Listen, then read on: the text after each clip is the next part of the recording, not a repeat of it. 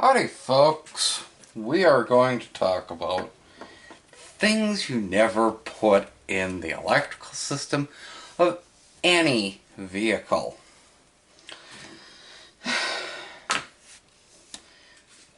These things, I never want to see these in an automotive electrical system again. If you decide to put these in your automotive electrical system, yeah, I have to wonder what brain power you're using. Now, I see a lot of this on vehicles that have been owned by contractors. So, I hate to say it, but that's just the way I've seen it. And these are not designed for DC voltage. These are designed for AC voltage. AC does not get as hot as DC. So even though there's 120 volts running through it on the AC, the 12 volts that are running through it on the DC is almost comparable. So just a little something to think about. Now, if you folks have watched any of the 3 videos that I've put out before, then you're kind of knowing what the heck vehicle these came out of. Well, these came out of the 81 Rabbit. Now, if you've watched the previous video where I do a cold start on it, I believe that that's the one where I've actually got the dash completely ripped apart. So, you know that I am going into the rat's nest. So, and I'm starting to find these. These are not to be used in any circumstances in an automotive electrical system. Because I look at it like this: if you're smart enough to know how to run tape, forget the wire nut completely. Take the 2 wires, because most automotive electrical systems, the wires are stranded. What you do is you open up the strands. By opening up the strands, what you do is you stick it through the other set of strands, twist them together.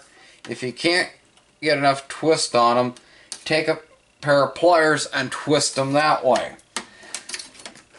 And then run electrical tape over them. It's a far better connection than wire nuts ever could be. I have literally put mutters on the trail doing this.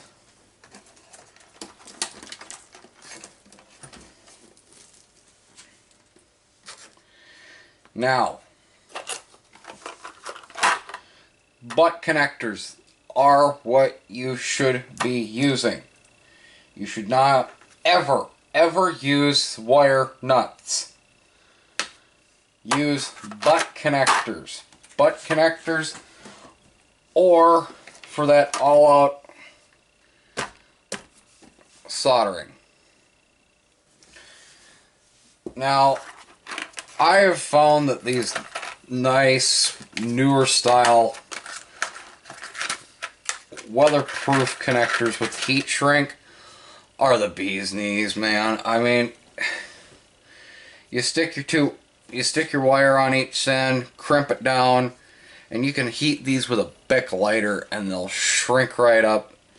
They seal right up. And they come in all different types of connectors. They come in ring terminals. I mean, look at that beautiful connection.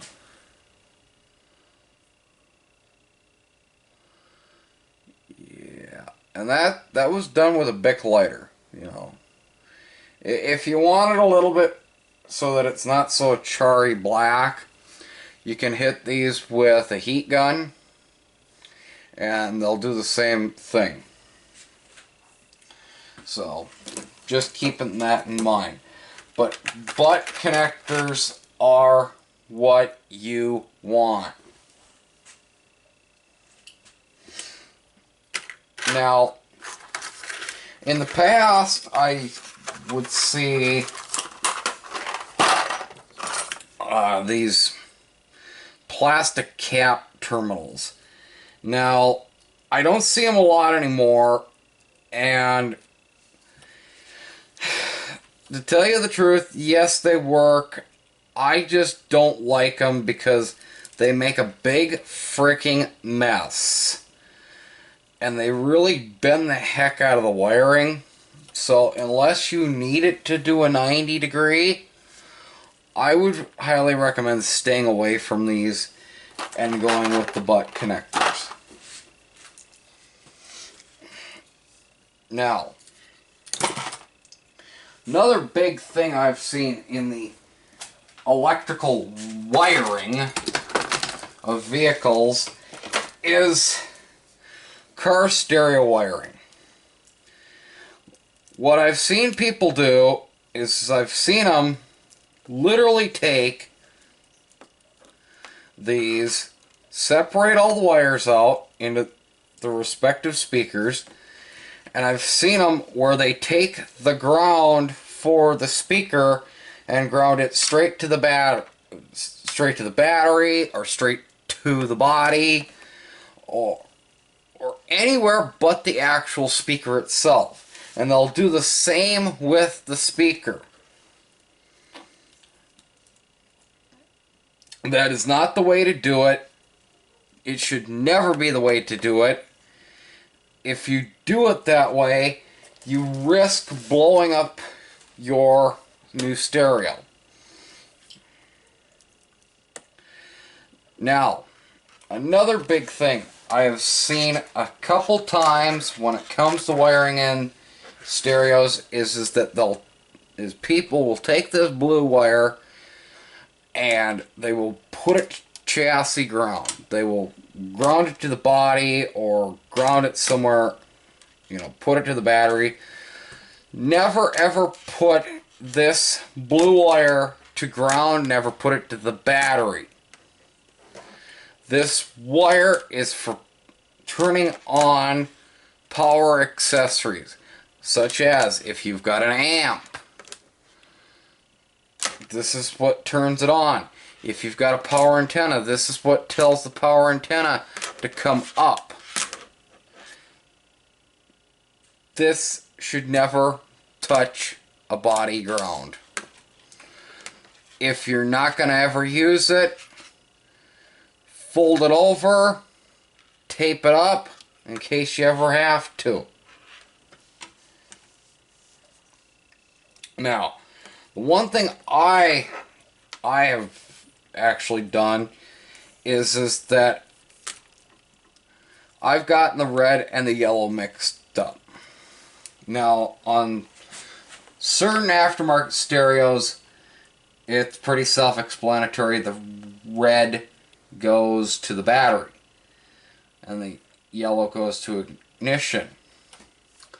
Now, in terms of, is this going to make or break your stereo? Not really, because they're both 12-volt power sources and they should both be fused. If they're not fused, put an inline fuse in them. But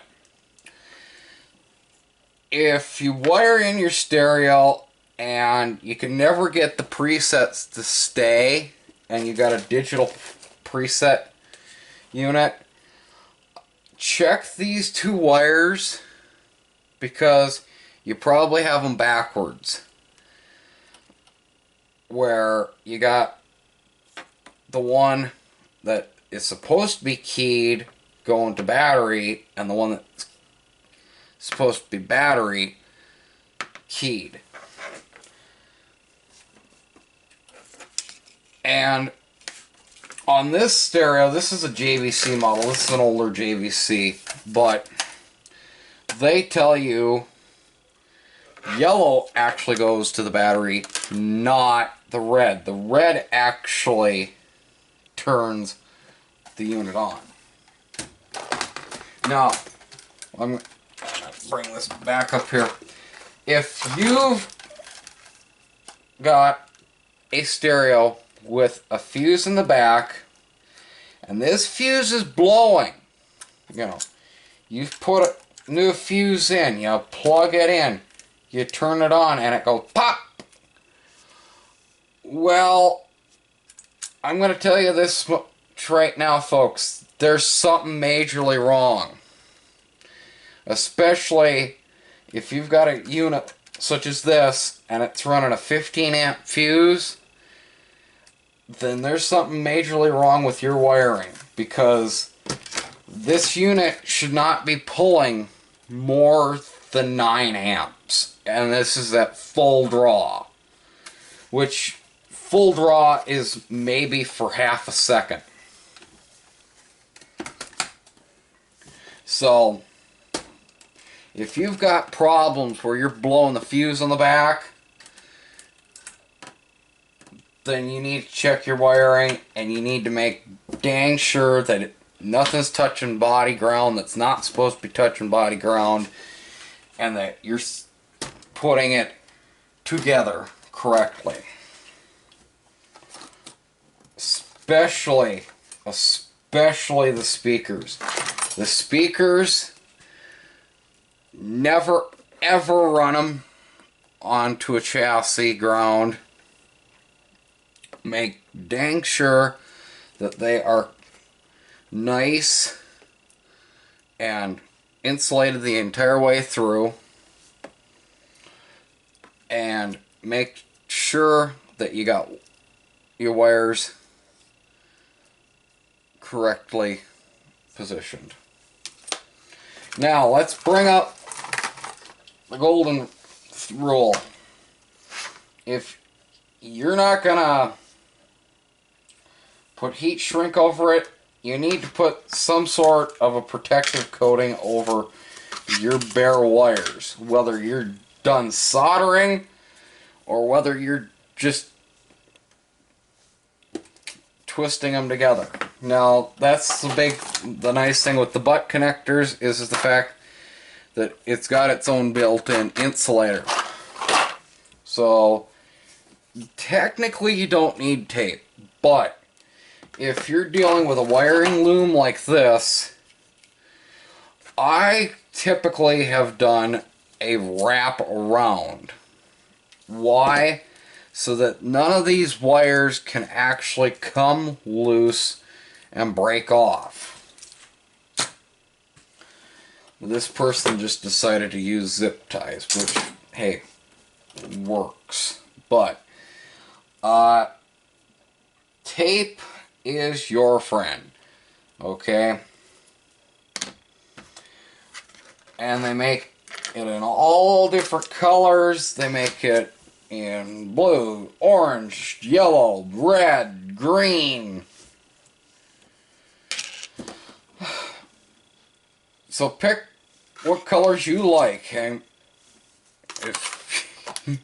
if you want a dash that the inside of it looks like a rainbow, go ahead, go buy all the tape that you need and make it rainbow. It's also great for color coding. And folks, just stay safe out there. I mean, 0.5 milliamp is enough to kill ya. So just keep that in mind when you're dealing with electrical, that it is something to be aware of. So please never, ever, ever use wire nuts. Ever. On your automotive electrical system. And I'm going to tell you the flat out truth, folks. If you're at Walmart and you're buying your electrical doodads at Walmart, couple aisles down from where you get these, you're going to pick these up. Plus, all the local auto parts stores that I know of carries these. Sometimes you gotta ask for them, but they got them. So,